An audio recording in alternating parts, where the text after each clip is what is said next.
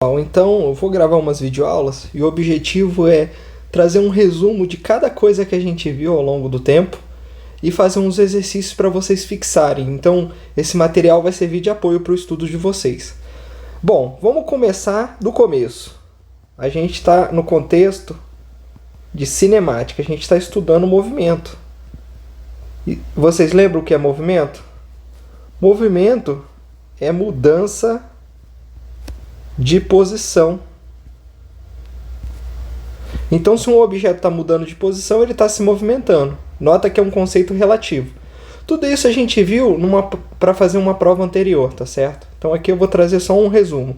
Para a gente marcar a posição de um corpo, a gente precisa de um referencial, que é uma espécie de régua orientada, tá vendo? Um eixo.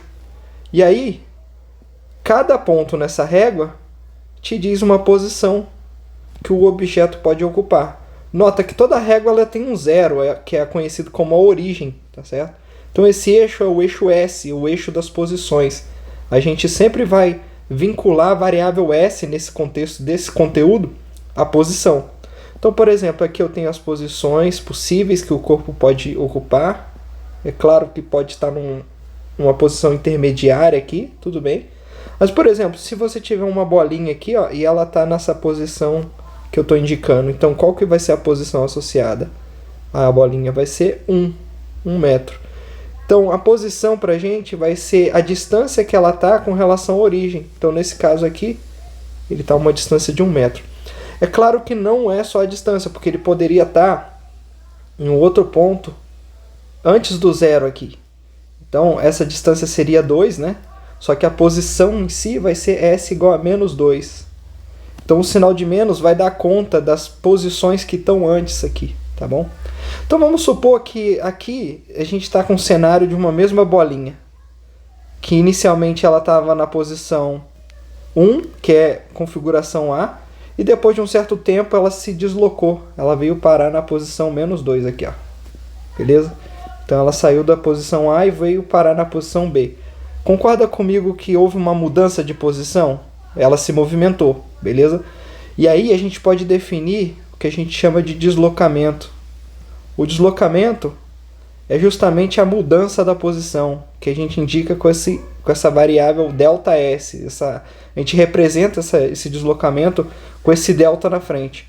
Em física, toda vez que aparecer um delta seguido da variável, você sempre calcula o delta, essa variação, desculpa, fazendo o valor final, a posição final, o valor ocupado por ele no final, menos a posição inicial, tá bom? Isso vale para qualquer variável. Por exemplo, se você tiver uma variação de temperatura, você sempre vai pegar o valor final da temperatura e subtrair do valor inicial. Isso vai te dar o quanto ela mudou, o quanto que variou. Então isso está associado à variação numa determinada grandeza. E a variação da posição é o que a gente chama de deslocamento. Então, bora fazer o cálculo do deslocamento para esse exemplo simples. Ele sai do ponto A e vai parar no ponto B, tá bom? Então, o ponto A ele tem a posição igual a 1 e vai parar 1 metro, né? Ele vai parar na posição S igual a menos 2 metros. Bora fazer a conta, então. O ΔS vai ser o valor final menos o inicial. O valor final é menos 2, então no lugar do S você coloca menos 2. E o valor inicial, aqui tem um menos da fórmula, o valor inicial vai ser 1, né? Então qual que foi o deslocamento?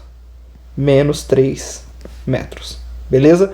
Então, é sempre fazer o valor final menos o inicial, no caso do deslocamento. Maravilha, pessoal. Com isso, você definiu o que é deslocamento. Agora eu quero definir o que é a velocidade média. Vamos supor que esse corpo ele se deslocou por esse tanto aqui. Por exemplo, ele andou menos 3 metros para trás, né? Por isso que ficou menos 3, na verdade. Esse deslocamento ficou menos 3, porque o deslocamento ocorreu na direção contrária ao teu eixo de referência. O teu eixo está apontando para a direita, enquanto o deslocamento aconteceu para a esquerda. Beleza. Você define a velocidade média sendo o deslocamento sofrido naquele intervalo de tempo, dividido pelo tempo que demorou para ocorrer aquele deslocamento. Então vamos supor que ele saiu de 1 e foi parar em menos 2 e esse movimento ocorreu durante um intervalo de 2 segundos. Qual que vai ser a velocidade média associada a isso? Pega o tanto que deslocou, menos 3, divide pelo tempo que gastou para deslocar aquele tanto, 2 segundos. Isso vai dar menos 3 sobre 2, menos 1,5 metros por segundo. Isso é uma velocidade média, beleza? Nota o seguinte, no primeiro momento, a gente estudou um tipo de movimento, que é o MRU.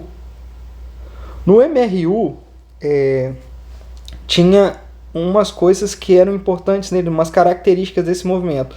Primeiro, ele era retilíneo, então é em linha reta. Por isso que eu desenhei o eixo na direção dessa reta. Por quê? Esse objeto ele só consegue se deslocar em uma dimensão, só consegue deslocar para frente e para trás nesse eixo aqui, beleza? Então a gente começa com um movimento unidimensional, que é o movimento retilíneo, que é o caso mais simples de movimento. E aqui esse U dessa palavra significa uniforme. O que significa então o movimento ser retilíneo e ao mesmo tempo uniforme? Significa que ele está se movimentando em linha reta e com velocidade constante. Velocidade constante. Então, se você pegar para qualquer intervalo de tempo ΔT, você pegar o deslocamento que o objeto sofreu, que o móvel sofreu, e você fizer a razão, o deslocamento pelo tempo que gastou, isso sempre vai dar um mesmo valor, um valor fixo, que é um valor constante. Gente, isso é para o caso do MRU, beleza? E aí, olha só, vamos supor que o ΔS, então, a gente pode calcular a partir da posição final menos a inicial, o ΔT, instante de tempo final menos o instante de tempo inicial, e a gente vai considerar que o instante de tempo inicial é zero, que o cronômetro, que marca o tempo, ele inicialmente estava zerado.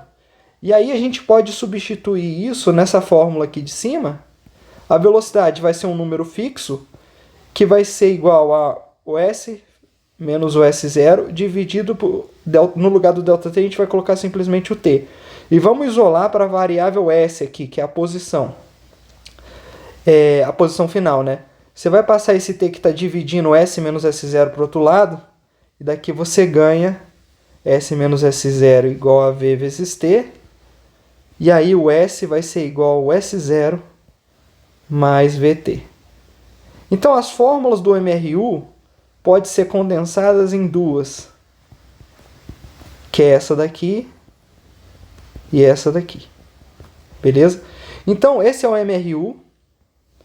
Essa daqui é a função horária da posição, então ele te dá o S, a posição.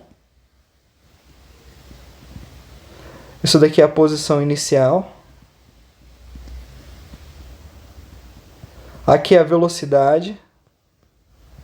Nota, nesse contexto ela tem um valor fixo, não muda. E aqui é o tempo, um instante de tempo, né? Então, por exemplo, essa função aqui, que é a função horária da posição, é a função horária da posição para o MRU. Tá bom? Então ela só vale no contexto quando você está em linha reta e com velocidade constante. Mais para frente, na próxima aula, a gente vai falar sobre um movimento retilíneo uniformemente variado, que nesse contexto a velocidade é variável, ela muda com o tempo. Então, a velocidade o móvel vai ficar mais rápido ou mais devagar, entendeu? E aqui a gente vai introduzir o conceito de aceleração.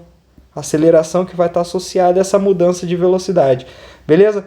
Então, pessoal, essa foi a aula de MRU. É só para vocês relembrarem, tá bom?